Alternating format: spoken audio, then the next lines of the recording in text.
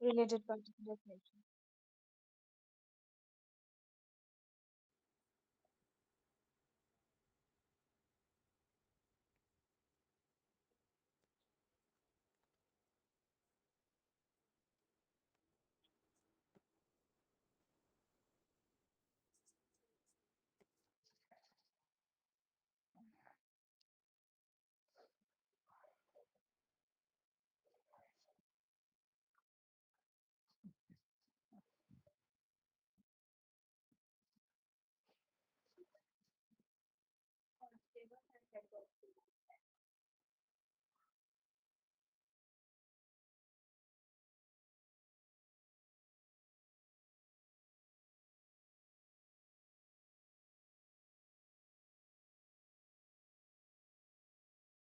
Yes, sir.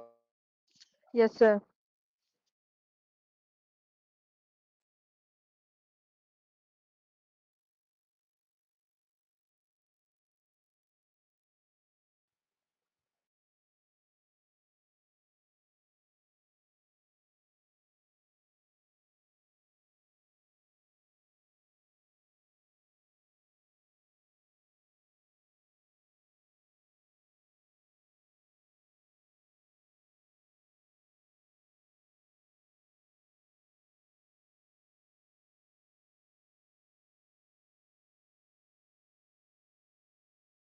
Yes, sir.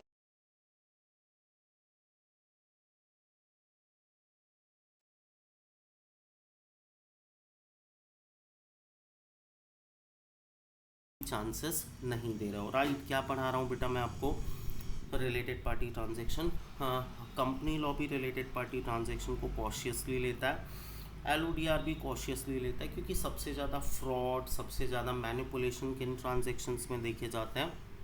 Related party transactions में। Right, company एक instrument of doing business है। Artificial person का आप गलत इस्तेमाल कर सकते हैं किसको फ़ायदा पहुंचाने के लिए? अपनी रिलेटेड पार्टीज़ को। इसीलिए कंपनी लॉ सेक्शन 188 के तहत बोलता है कि भाई रिलेटेड पार्टी ट्रांजैक्शंस को कॉशियसली ट्रीट करना चाहिए, प्रॉपर प्रोटोकॉल होना चाहिए, बिना शेयर होल्डर के इंटरवेंशन के, बिना ऑडिट कमेटी के इंटरवेंशन के, बिना बोर्ड ऑफ डायरेक्टर के इंटरवेंशन के ये ट्रांजैक्शंस बिल्कुल भी नहीं होने चाहिए। ठीक है, तो इनको लेके दो चीज़ें सबसे इम्पॉर्टेंट है। पहला कि बिना अप्रूवल लिए आप ये ट्रांजैक्शंस नहीं कर सकते। दूसरा, अगर आपने ये ट्रांजैक्शंस किए हैं तो आपको एडिक्वेट डिस्क्लोजर देना मैंडेटरी रिक्वायरमेंट है। क्लियर हो गया? समझ में आ गया Yes, sir. स्टूडेंट ना? रिलेटेड पार्टी को काय में डिफाइन किया गया? सेक्शन 2 सब सेक्शन 77 में डिफाइन किया गया। और कंपनी लॉ का सेक्शन 188 बोलता है अगर आप रिलेटेड पार्टी ट्रांजैक्शंस कर रहे हैं तो रिलेटेड पार्टी ट्रांजैक्शन के लिए आपको जनरल मीटिंग में ऑर्डिनरी रेजोल्यूशन पास करना ज़रूरी है, और सर्टेन डिस्क्लोजर आपको अपने फाइनेंशियल स्टेटमेंट्स के साथ देना ज़रूरी कि आपने ये रिलेटेड पार्टी ट्रांजैक्शन किए हैं, विद द जस्टिफिकेशन कि क्या ऐसी गरज थी, क्या ऐसी ज़रूरत थी, ये ट्रांजैक्शन आप थर्ड पार्टी से नहीं कर पाए, आपको रिलेटेड पार्टी से ये ट्रांजैक्शन करने पड़े। ठीक है, तो you are accountable, you are answerable to the people who have put money और स्टेक इन योर कंपनी कि क्यों आपने रिलेटेड पार्टी ट्रांजैक्शन किया। और ये डिस्क्लोजर एक तरीके का जस्टिफिकेशन होगा कि जो भी रिलेटेड पार्टी बैठी हुई है वो मैनिपुलेटिव नहीं है, जो भी रिलेटेड पार्टी के साथ ट्रांजैक्शन हुआ है वो एक जेन्यून ट्रांजैक्शन है, उसमें किसी भी तरीके का मैनिपुलेशन, किसी भी तरीके का फ्रॉड, किसी भी तरह की गलतियां नहीं की गई है, ताकि किसको फ़ायदा हो? रिलेटेड पार्टी को फ़ायदा हो, और किसको नुकसान हो? कंपनी को नुकसान हो। क्लियर है? समझ में आया Yes, स्टूडेंट? sir. तो रिलेटेड पार्टी का कोड Yes, sir. कहाँ पर दिया हुआ है? रिलेटेड पार्टी का कोड दिया हुआ है section 188, read with section 2 sub section 77, अगर हम कंपनी लॉ उठाकर पढ़ते हैं तो। ठीक है, क्लियर हुआ है ना? 2 सब सेक्शन 76 है यार, मेरे से मिस्टेक हुई, मैं 2 सब सेक्शन 77 बोल रहा था। ठीक है, 277 रिलेटिव की डेफिनेशन और रिलेटेड पार्टी की डेफिनेशन 2 सब सेक्शन 76 है। क्लियर है? समझ में आ गया? Yes, sir. क्लियर हुआ? Yes, अब sir. इन लोग रिलेटेड पार्टी की डेफिनेशन बता रहे हैं, ठीक है, बट मुझे नहीं लगता आपको रिलेटेड पार्टी की कोई डेफिनेशन पढ़ने की ज़रूरत है। ठीक है, ठीक है, बच्चों बोल रहा है अगर कोई भी Yes. एंटिटी आपकी कंपनी में 10% होल्ड कर रही है, कितने परसेंट वोटिंग राइट होल्ड कर रही है बेटा? ये इक्विटी होल्ड कर रही है 10%, तो वो काय की डेफिनेशन में आ जाएगी? आपकी रिलेटेड पार्टी की डेफिनेशन में आ जाएगी। ठीक है, Okay, sir. Yes, sir. समझ में आ रहा है students? Yes, sir. Yes. Yes, sir. जो बहुत रिलेवेंट होगा मैं वो ही बोलूँगा, ठीक है।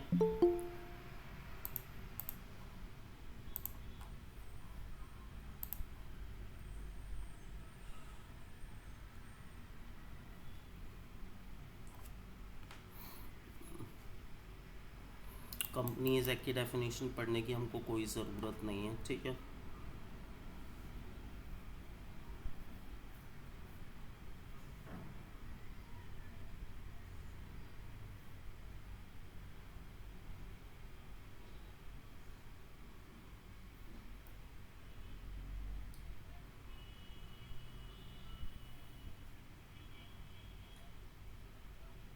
ठीक है, अब देखिए यहाँ रिलेटेड पार्टी ट्रांजैक्शन में मटेरियल रिलेटेड पार्टी ट्रांजैक्शन को डिफाइन किया गया है। किसको डिफाइन किया गया बेटा?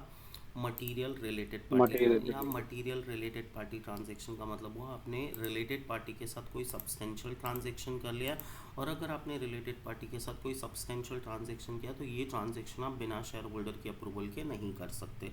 तो यहाँ पर मटेरियल ट्रांजैक्शन के बारे में ये बात बोल रहा है कि अगर आपने किसी भी रिलेटेड पार्टी के साथ ऐसा कोई भी ट्रांजैक्शन या सीरीज ऑफ ट्रांजैक्शन किए हैं ड्यूरिंग द फाइनेंशियल ईयर जहाँ ट्रांजैक्शन की वैल्यू 1000 करोड़ रुपए क्रॉस हो चुकी है। कितने रुपए क्रॉस हो चुकी है बेटा?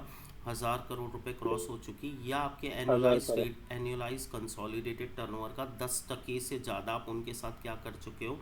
ट्रेड कर चुके हो, तो माना जाएगा कि आप रिलेटेड पार्टी के साथ कौन सा ट्रांजैक्शन कर चुके हो? Material transaction. अब आपको हर फर्दर ट्रांजैक्शन के लिए किसकी अप्रूवल लेनी होगी? शेयर होल्डर की अप्रूवल लेनी होगी, ठीक है। तो पहला प्रोविजन क्या बोल रहा है? अगर आपने रिलेटेड पार्टी, रेगुलेशन 23 पढ़ा रहा हूँ मैं, रेगुलेशन 23 ये बात बोल रहा है अगर आपने रिलेटेड पार्टी के साथ कोई भी ऐसा ट्रांजैक्शन या सीरीज ऑफ ट्रांजैक्शंस किए ड्यूरिंग द फाइनेंशियल ईयर जिससे इन दोनों में से जो कम हो वो अमाउंट क्रॉस हो चुका है 1000 करोड़ रुपए से ज़्यादा, या एनुअलाइज कंसोलिडेटेड टर्नओवर का 10%, जो दोनों में कम है, अगर ये अमाउंट आपने क्रॉस कर दिया तो अब आप रिलेटेड पार्टी के साथ जो भी फर्दर ट्रांजैक्शन कर रहे हैं वो ट्रांजैक्शन कैसे क्लासीफाई होगा? ये ट्रांजैक्शन क्लासीफाई होगा as a material related party transaction, right. और दूसरा बोलता है अगर आप कोई ब्रांड शेयरिंग अरेंजमेंट कर रहे हैं, क्या करना है? अगर अपनी रिलेटेड पार्टी के साथ आप अपनी गुडविल, अपना ब्रांड नेम या किसी भी तरीके का रॉयल्टी अरेंजमेंट कर रहे हैं, और ब्रांड शेयरिंग अरेंजमेंट करने के चक्कर में आपने उनके साथ ऐसा कोई भी ट्रांजैक्शन या सीरीज ऑफ ट्रांजैक्शन कर लिए हैं जो आपके एनुअलाइज कंसोलिडेटेड टर्नओवर का मोर देन 5% है, तो उसको भी कौन सा ट्रांजैक्शन बोला जाएगा? Material transaction. कौन सा ट्रांजैक्शन बोला जाएगा बेटा? Material transaction. मटेरियल समझ में आ रहा है मैं ट्रांजैक्शन। आपको क्या पढ़ा रहा हूँ? मैं आपको रिलेटेड पार्टी ट्रांजैक्शन पढ़ा रहा हूँ। मैंने आपको बोल दिया कॉर्पोरेट एक डिवाइस है बिजनेस करने की, इस डिवाइस का बहुत ज़्यादा गलत फ़ायदा उठा सकते हो अगर रिलेटेड पार्टी ट्रांजैक्शन को लॉ ने कॉशियसली नहीं डील किया। तो लॉ चाहता है कि रिलेटेड पार्टी ट्रांजैक्शन जिसमें सबसे ज़्यादा फ्रॉड और मैनिपुलेशन के चांसेस हाई लेवल पे होते हैं उन ट्रांजैक्शंस को सही अप्रूवल यानी सही रूट के थ्रू किया जाए, और दूसरा इन ट्रांजैक्शंस का एडिक्वेट डिस्क्लोजर किया जाए, इनमें ट्रांसपेरेंसी मेंटेन की जाए ताकि कॉर्पोरेट डिवाइस का गलत इस्तेमाल ना हो, राइट। तो दो आस्पेक्ट्स हैं रिलेटेड पार्टी ट्रांजैक्शन के कि आपको ट्रांजैक्शन करते समय सर्टेन अप्रूवल्स लेना ज़रूरी है ताकि उनकी ऑथेंटिसिटी, उनकी वैलिडिटी, उनकी जेन्यूननेस को चेक किया जा सके, राइट।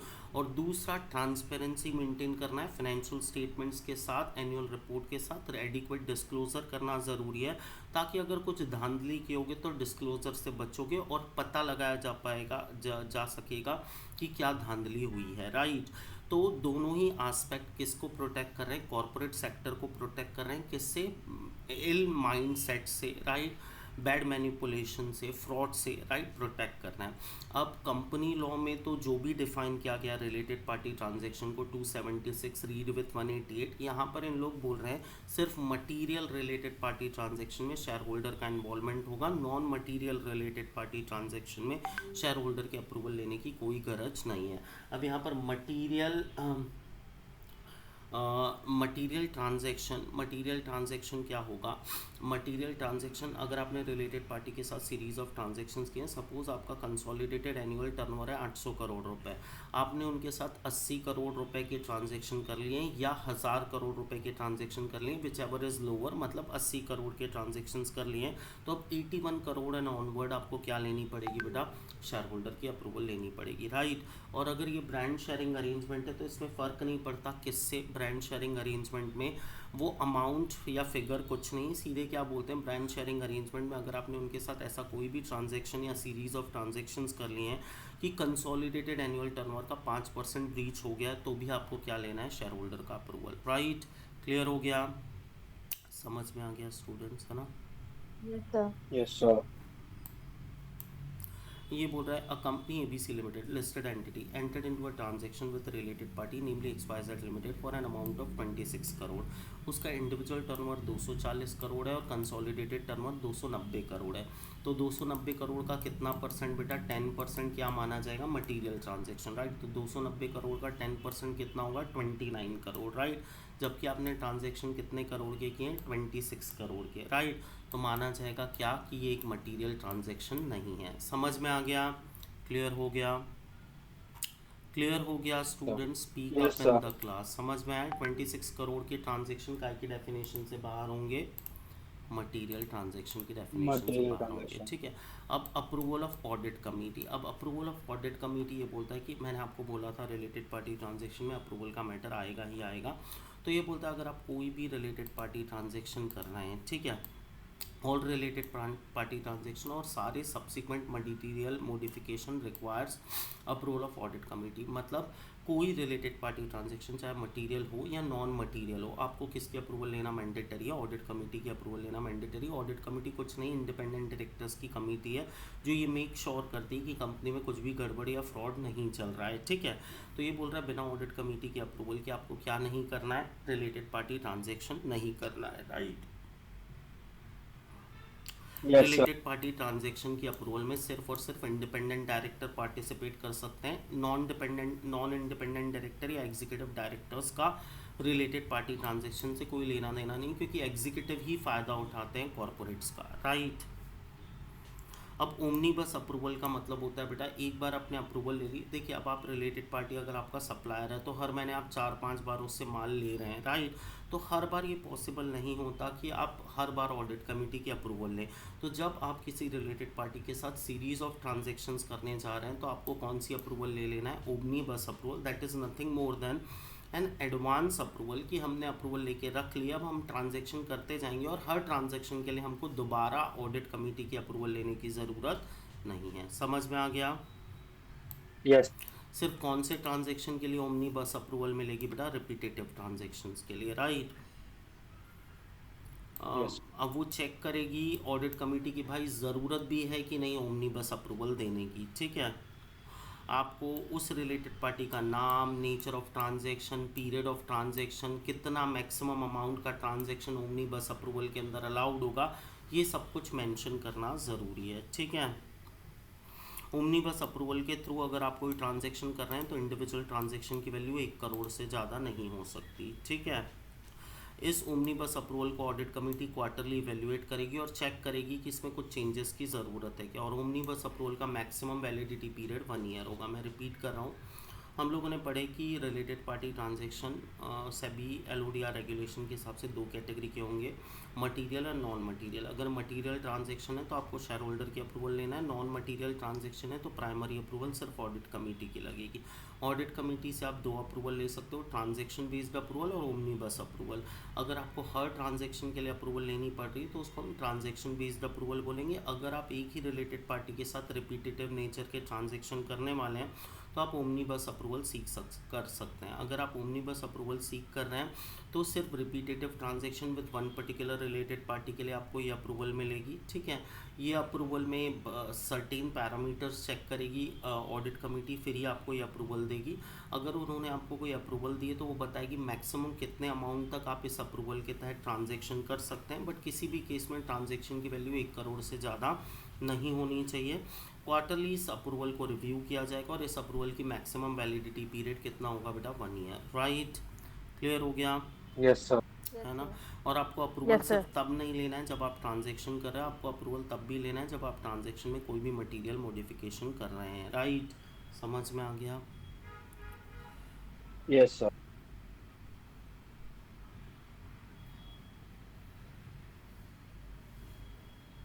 देखिए मैंने आपको बोला था सिर्फ मटेरियल रिलेटेड पार्टी ट्रांजैक्शंस के लिए किसकी अप्रूवल लगेगी बेटा, शेयर होल्डर्स की। राइट, राइट स्टूडेंट्स, समझ में आ गया? Yes, sir.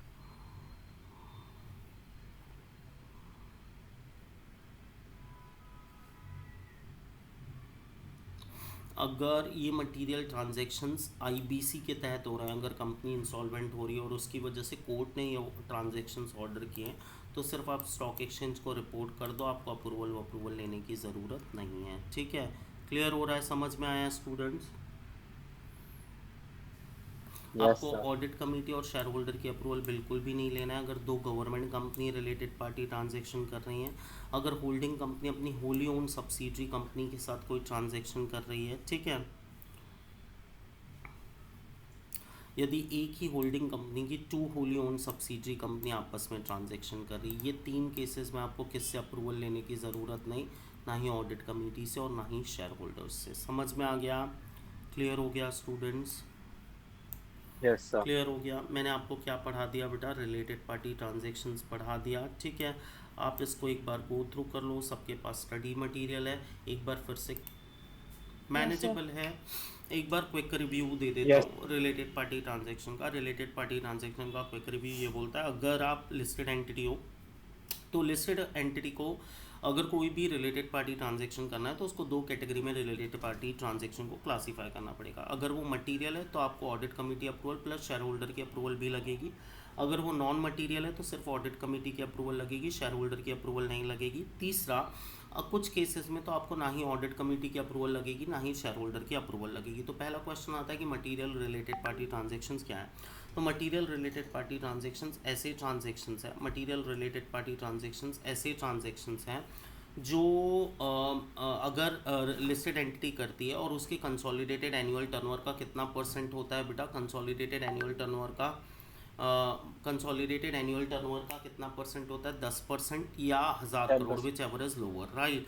अगर ब्रांड शेयरिंग अरेंजमेंट है तो कंसोलिडेटेड एनुअल टर्नओवर का मोर देन 5% होता है, तो भी वो मटेरियल ट्रांजैक्शन है। हर मटेरियल ट्रांजैक्शन में आपको कंसोलिडेटेड एनुअल टर्नओवर देखना है, इंडिविजुअल एनुअल टर्नओवर देखने की ज़रूरत नहीं है। तो इंडिविजुअल एनुअल टर्नओवर नहीं देखना है, कंसोलिडेटेड देखना है। अगर ये लिमिट्स ब्रीच हो रही है तो आपको ऑडिट कमेटी की अप्रूवल भी लगेगी, शेयर होल्डर की भी अप्रूवल लगेगी, राइट।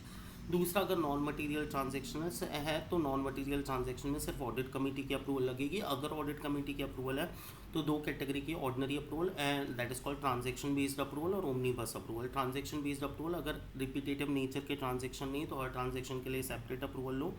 अगर रिपीटेटिव नेचर के ट्रांजैक्शन है तो रिपीटेटिव नेचर के ट्रांजैक्शंस के केस में आपको पहले ओमनीबस अप्रूवल के लिए अप्लाई करना है। ध्यान रखो रिपीटेटिव ट्रांजैक्शन हो, ध्यान रखो ट्रांजैक्शन की लिमिट ब्रीच नहीं होनी चाहिए, एक इंडिविजुअल ट्रांजैक्शन 1 करोड़ से ज़्यादा नहीं होना चाहिए।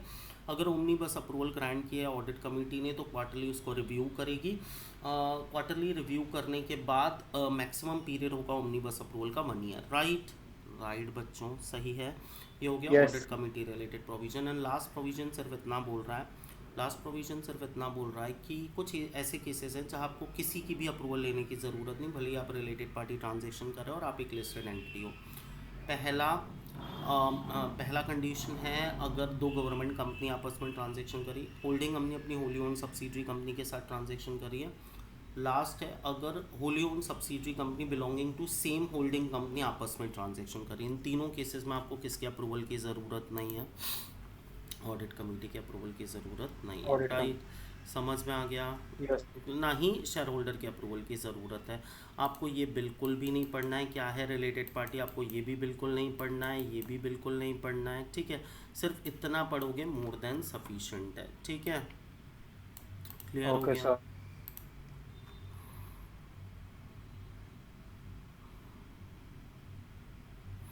कल मैंने सेक्रेटरियल ऑडिट आपको पढ़ा दिया था, ठीक है। प्रायर इंटीमेशंस भी पढ़ा दिए थे, राइट।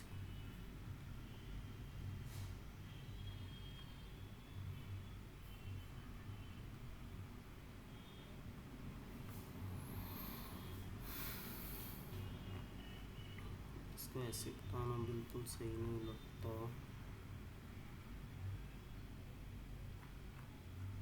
ये इतना कल ये भी पढ़ा दिया था, रेगुलेशन 6 याद है ना आपको, कंप्लायंस ऑफिसर, राइट। अभी Yes, जवाब sir. दिया करो ना, क्लास में क्या भजन सुनने आए हो क्या? Yes sir. अभी Yes, sir. मुझे 2 मिनट का टाइम लगेगा, आप ये वाला एक बार फिर से रेगुलेशन पढ़ लो, ये मैं रिवाइज करा दे रहा हूँ, फिर हम corporate governance requirement for subsidiary company देख लेंगे, ठीक है बच्चों? ये देख लो एक। Yes, Yes, sir. sir. ये कल मैंने आपको बताया था कि अगर आपकी कंपनी लिस्टेड हो जाती है तो लिस्टेड हो जाने के बाद आपको बोर्ड मीटिंग का नोटिस सिर्फ शेयर होल्डर को नहीं भेजना है, sorry I am so sorry, board meeting का नोटिस सिर्फ डायरेक्टर्स को नहीं भेजना है, आपको बोर्ड मीटिंग का प्रायर इंटीमेशन स्टॉक एक्सचेंज को भी देना ज़रूरी है। अगर आप ऐसा कोई भी आप अगर ऐसा कोई भी बोर्ड मीटिंग में मैटर डिस्कस करने वाले हो जो फाइनेंशियल रिजल्ट से जुड़ा हुआ है, तो आपको 5 क्लियर डेज पहले एडवांस में नोटिस देना होगा स्टॉक एक्सचेंज को। मतलब क्या मैं ये बोल सकता हूँ बेटा, आज की डेट में अगर मैं किसी कंपनी में इन्वेस्टमेंट कर रहा हूँ तो उस कंपनी में क्या गोइंग ऑन है, राइट, क्या चल रहा है, राइट, मुझे आराम से पता चल सकता है, क्योंकि मैं स्क्रीनर वेबसाइट में जाऊँगा और स्क्रीनर वेबसाइट में मेरे को अगर कोई बोर्ड मीटिंग होने वाली है, जिस बोर्ड मीटिंग में क्वार्टरली फाइनेंशियल स्टेटमेंट डिस्कस होने वाला है, तो उसकी इंटीमेशन मुझे कितने दिन पहले मिल जाएगी बेटा? 7 से 8 दिन पहले, राइट, क्योंकि 5 क्लियर डेज पहले कंपनी किसको इंटीमेट कर देगी? स्टॉक एक्सचेंज को, और स्टॉक एक्सचेंज किसको इंटीमेट कर देगी? मुझे, क्योंकि 5 क्लियर डेज का मतलब 8 टोटल डेज होता है, राइट, राइट बच्चों, Yes, सही sir. है। अगर कंपनी बायबैक करने वाली है, डीलिस्ट करने वाली है, फर्दर इशू करने वाली है, बोनस बांटने वाली है, डिविडेंड बांटने वाली है, तो ये मुझे 5 दिन पहले पता चल जाएगा, राइट, क्योंकि कंपनी 2 क्लियर वर्किंग डे पहले किसको बता देगी? स्टॉक एक्सचेंज को, राइट। Yes, अगर sir. कंपनी, हाँ, Yes, sir. सिक्योरिटी होल्डर के इंटरेस्ट में कोई भी चेंज करने वाली है, जैसे मैंने अगर किसी कंपनी के डिबेंचर्स ले रखे हैं और वो उसके इंटरेस्ट में चेंज कर रही है या उसको रोल ओवर कर रही है, मतलब टाइम पर रिपे नहीं करने वाली, उसका टाइम एक्सटेंड करने वाली, तो मुझे कितने दिन पहले पता चल जाएगा? 11 दिन पहले, क्योंकि 11 वर्किंग डेज है, क्लियर डेज नहीं है, राइट, समझ में आ गया? Yes, sir. क्लियर हो गया? Sir. अब मैं लास्ट प्रोविजन, और ये सारी चीज़ें एग्जैक्टली इम्प्लीमेंट होती है, तुम स्क्रीनर में जाके देख लो। अभी कौन से महीने में हम? दिसंबर, मतलब अभी कौन सा क्वार्टर चल रहा होगा बेटा? सितंबर, अक्टूबर, सॉरी, अक्टूबर, नवंबर, दिसंबर, राइट। तो अक्टूबर, नवंबर, दिसंबर, अब जनवरी में जाके देख लो, जनवरी में 100% आपको पता चलेगा कि पिछले क्वार्टर के रिजल्ट्स डिक्लेयर होने वाले हैं, राइट, क्योंकि क्वार्टरली रिजल्ट 30 डेज़ के अंदर बताने होते हैं, ठीक है। तो जनवरी या फरवरी मंथ में अगर आप चेक करोगे ना, तो आपको पता चलेगा, देखो बोर्ड के इंटीमेशन आ रहे हैं, राइट, और Yes, sir. और क्या हो रहा है? कंपनी में कुछ तो हो रहा है, राइट, समझ में आ रहा है स्टूडेंट्स आपको, Yes, sir. है ना? Yes. अभी जैसे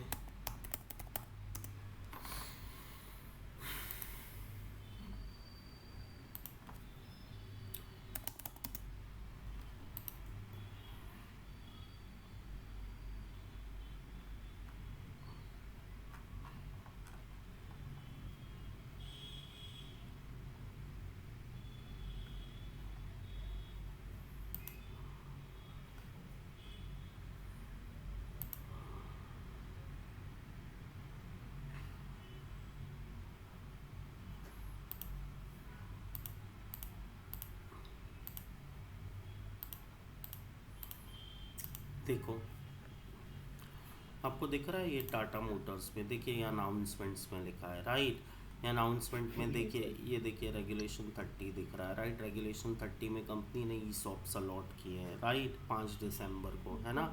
39 में Yes, sir. देखिए कंपनी ने डुप्लीकेट शेयर सर्टिफिकेट की इंटीमेशन फाइल की है। 39 में ये 30 पोस्ट इंटीमेशन होता है, ठीक है, कि कंपनी ने कोई प्रेस रिलीज़ या मीडिया रिपोर्ट रिलीज़ की है, ठीक है। तो ये देखिए आपको क्या दिख जाएंगे, रेगुलेशन 30 और 29 सबसे ज़्यादा दिखेगा, क्योंकि 30 पोस्ट इंटीमेशन की बात करता है, बोर्ड मीटिंग में क्या हुआ ये आपको रिपोर्ट करना होता है रेगुलेशन 30 में, और बोर्ड मीटिंग होने वाली ये आपको काय में रिपोर्ट करना होता है बेटा? रेगुलेशन 29 में, राइट, क्लियर हो गया? Yes, sir. समझ Yes, में? Yes, sir. sir. कंपनी को ये कंप्लाई करना मैंडेटरी रिक्वायरमेंट है, मैनेजेबल है। अब हम पढ़ते हैं क्या, लास्ट टॉपिक आज का मैं पढ़ा देता हूँ आपको, ठीक है, फटाफट मैं आपको पढ़ा रहा हूँ corporate governance requirement related to subsidiary, ठीक है। कॉर्पोरेट गवर्नेंस का मतलब क्या होता है बेटा? 2-3 पिलर है कॉर्पोरेट गवर्नेंस के। इंडिपेंडेंस ऑफ बोर्ड सबसे इम्पोर्टेंट है, दूसरा है इंडिपेंडेंस ऑफ बोर्ड सबसे इम्पोर्टेंट है। दूसरा है ट्रांसपेरेंसी एंड डिस्क्लोजर, और तीसरा है आपका CSR and ethical practices. 3 pillars हैं कॉर्पोरेट गवर्नेंस के। पहला क्या है, इंडिपेंडेंस ऑफ बोर्ड, दूसरा क्या है, ट्रांसपेरेंसी एंड डिस्क्लोजर, और तीसरा क्या है बेटा, CSR एंड एथिकल प्रिंसिपल्स। ठीक है,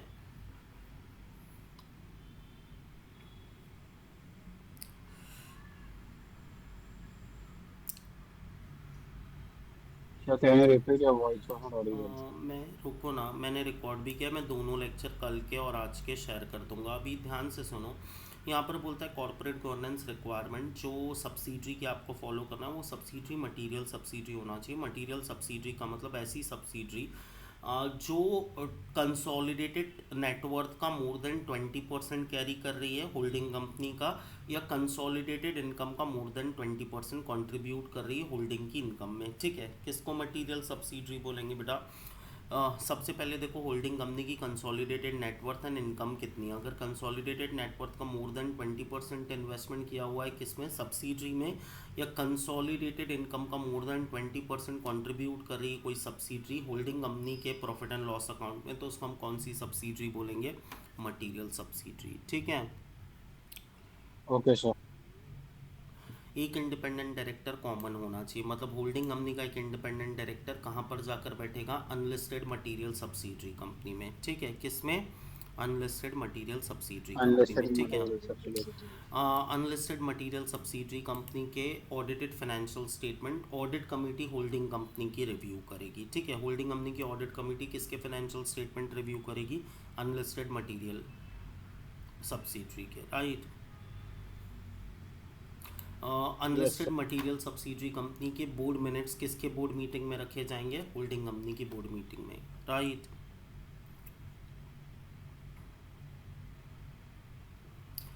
जितने भी सिग्निफिकेंट ट्रांजैक्शन होंगे उन सिग्निफिकेंट ट्रांजैक्शंस को क्वार्टरली बोर्ड मीटिंग में प्लेस किया जाएगा, किसके, होल्डिंग कंपनी के। सिर्फ 5 क्लॉज याद रख लो। रेगुलेशन 24 सिर्फ और सिर्फ एप्लीकेबल होगा मटेरियल सब्सिडरी पे, नहीं एप्लीकेबल होगा और नॉर्मल सब्सिडरी पे। मटेरियल सब्सिडरी का मतलब आप देखो, अगर कोई भी सब्सिडरी कंपनी जो कि अनलिस्टेड सब्सिडरी है किसी लिस्टेड होल्डिंग कंपनी की, जो लिस्टेड होल्डिंग कंपनी की कंसोलिडेटेड इनकम में मोर देन 20% कंट्रीब्यूट कर रही है, या होल्डिंग कंपनी की कंसोलिडेटेड नेटवर्थ का मोर देन 20% इन्वेस्टमेंट है उसमें, तो उसको हम मटेरियल सब्सिडरी बोलेंगे। अब मटेरियल अनलिस्टेड सब्सिडरी में कॉमन इंडिपेंडेंट डायरेक्टर होना चाहिए, उसके फाइनेंशियल स्टेटमेंट कौन रिव्यू करेगी, होल्डिंग कंपनी की ऑडिट कमेटी। तीसरा बोल रहा है उसके बोर्ड मिनट्स किसकी बोर्ड मीटिंग में रखे जाएंगे, होल्डिंग कंपनी की बोर्ड मीटिंग में। राइट, मैनेजेबल है स्टूडेंट्स, क्लियर हो गया? Yes, sir. तो आज के लेक्चर को मिला के एक सेकेंड